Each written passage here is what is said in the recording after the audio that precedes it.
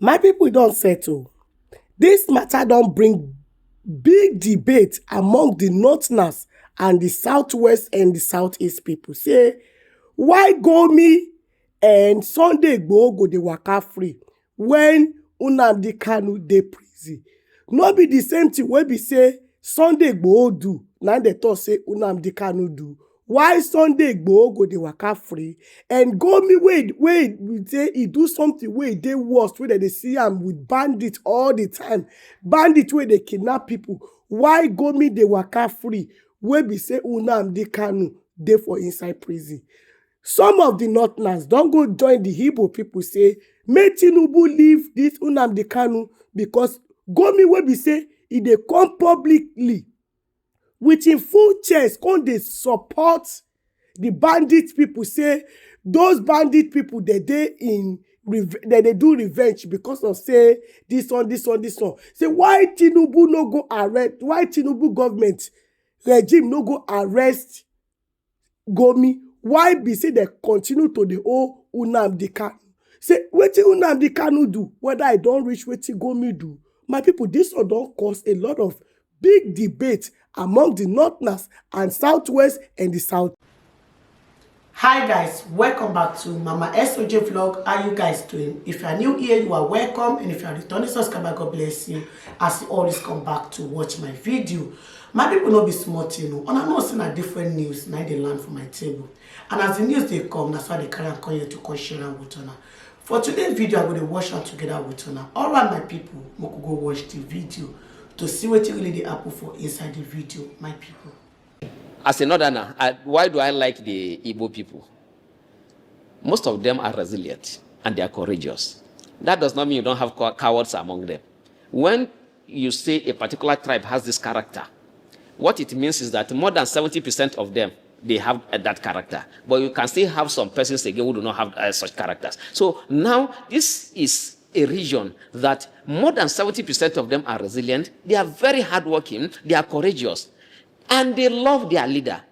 We in the north, we also love him. Mr. President, I appeal to you, in the interest of national healing, I appeal to you, please, let this case be discontinued so that we can have peace in the southeast, so that we can have peace in the entire country. And it will be to your credit that during your tenure, the southeast was stabilized. It is far better. And the votes you are looking for, you will get it easily without spending money. Because in the case of Nnamdi Kanu, he does not need to give people money. After he's in detention, look at what we are going through because of him. Because we believe in him. So that's the appeal to Mr. President. And the president, let me say this, he's a listening president. You'll be shocked that before 20 this case will continue. Because I wrote a letter to President Tinubu, less than a month, he replied. I was shocked. How is this possible? That's the president of over 200 million people. How is it? I have written letters to governors. For more than 2-3 months, they have not replied. And you, as the president of the entire country, you are replying in less than a month. How do you do this? So that's why I'm using this medium to appeal to President Tinubu. There's no need for this case to continue like this again. Let it come to an end. Political settlement is the best way so that we can have peace in the country. What do you say to those who argue that Kanu detention is illegal under international law? Some others say that he's a terrorist and all kinds of allegations. What is the truth? Given the little you know about him, your interaction with him in the last 2 months while in detention, what do you think? I think by my little exposure and my stay in the north and in some other parts of the country where I have had cause to listen to persons who have directly or indirectly met with terrorists, I should know one when I see a terrorist. A terrorist will not be talking about peace. I was shocked when I met with Nnamdi Kanu. He was always emphasizing about peace and justice. So a terrorist will not want people to live peacefully. A terrorist, you see, there are some things I don't want to reveal because of the security implication. But because there are some persons in detention that anytime they have opportunity, because not all the time they bring you out, when they have opportunity to see Mazi Nnamdi Kanu, the Fulani girl that the first time I met her in that detention was when I saw her with Mazi Nnamdi Kanu. She had gone there to complain, to ask for favor. So I was shocked, why is this? Yeah, because they don't usually allow that. That's one good thing about the DSS facility. They don't allow that at all. But the girl was to be taken out for medication. So she saw Mazi Nnamdi Kanu and quickly started talking to her because she doesn't speak English fluently, and there was a gap in communication. So I had to come in. I realized that she has more confidence in Mazi Nnamdi Kanu than even her own father, by the way she was talking. Mazi was consoling her that do this, do this. She said she was even complaining that she has stayed here for a long time. She doesn't want. She was talking about even committing suicide. Mazi was consoling her and telling her what to do. That's the kind of, if a terrorist will not bring, I'm talking about a Fulani lady, and they are virtually all tribes you find there. Everybody in the detention facility rallies around Mazi Nnamdi Kanu. And the way he was always speaking to me, a terrorist will not be talking like that. And okay, another thing again, on a Salah day, that Salah I spent in detention, the big Salah, I, as a Muslim, I felt irritated. But even Mazi, he doesn't, he tolerates all of these things. Because on that Salah day, during the celebration, the Muslims usually shout, Allahu Akbar, Allahu Akbar. But they were shouting. So I was calling, you see, this detention facility, they are Muslims, they are Christians, they are others. Aside that, you don't have, it's not, even if all of us are Muslim, you don't have to shout and disturb others. At this particular time, some persons want to sleep. Some person wants to just sit down quietly. You cannot be shouting like this. But throughout, for the 3 days that happened during in the detention facility, he will not complain. Instead, those who want to come, because when people have problem, they run to him, not even to DSS officers who are supposed to take care of us. He will tell them, no, it's just for a short period of time. Just be patient. When you live with people, you have to tolerate them. I was angry. But he was calming others down, because me, I was also telling those that were invited, I said, no, you don't have the right to shout. We are all here. Even if all of us are even Muslims, you don't shout. Some persons will want to sleep. But because I lead prayers in the detention facility also, but some persons, most problems that we have in this country is as a result of ignorance.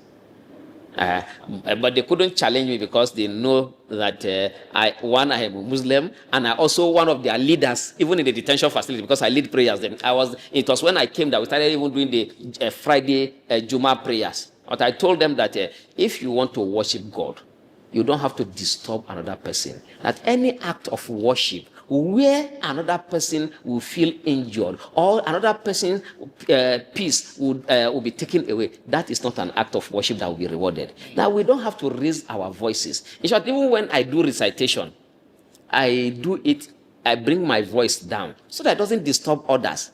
And so I was always telling that this is how a religion should be practiced. It should not be a source of problem to people. But Mazi was not complaining. So if he's a terrorist, I have not seen anything that will make me. That's why I believe in him. I believe in him 100%, more than I believe in my state governor, more than I believe in virtually all Nigerian leaders. And that's why I am out. That's why I have been going through all of this, and that's why I'm appealing. You see, of course, I don't have access to him now, but I can tell you that because I know the kind of person that he is, Mazi, as a courageous man, he listens to his followers. He knows I love him, and I know he loves me. So for that reason, once he's released, I'll go and appeal to him. That the same way you told me to play along, I played and I have been released. When I was released, I went on air to appeal to Mr. President for your case to be discontinued. I know you are a strong man, but because of those of us who love you and we want to see you outside, please stop so and so, discuss with Mr. President, and see how this thing can be resolved amicably.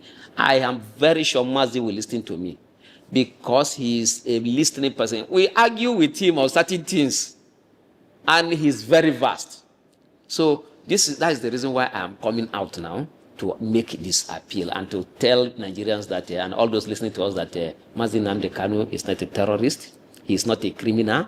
His only problem is that he's fearless and courageous. He hates injustice.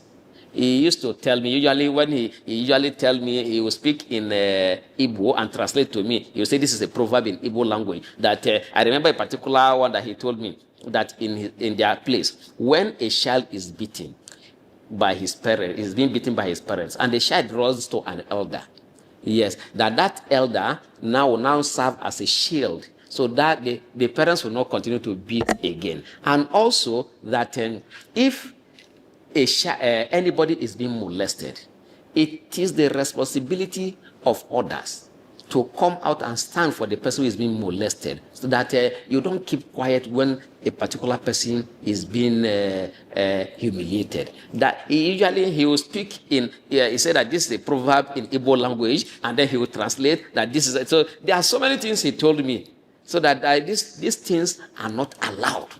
These things, these are the things that are not good, and society must condemn acts of injustice. And that's why, and he demonstrated that, and he's still demonstrating that in the detention facility where he is.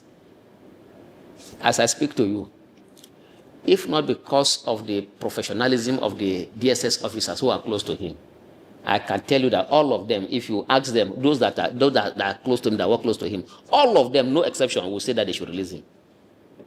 All of them, they like him. The way they interact with him, you see that they like him.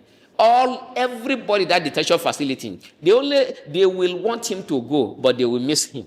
All. You have virtually all tribes in that detention facility, but all will want him to go. All are saying he's a good man. Those who don't know him, are they now saying that all the people who are with him don't have their reasoning and their thinking is bad?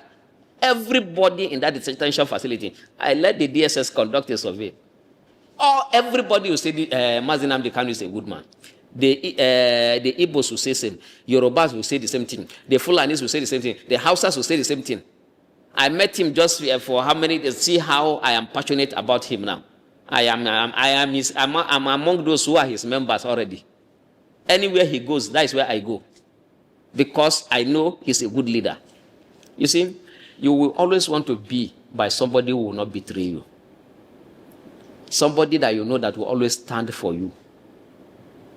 One of the things my family members told me that you should be happy that you were detained, because at least you have got to meet Mazi Nnamdi Kanu.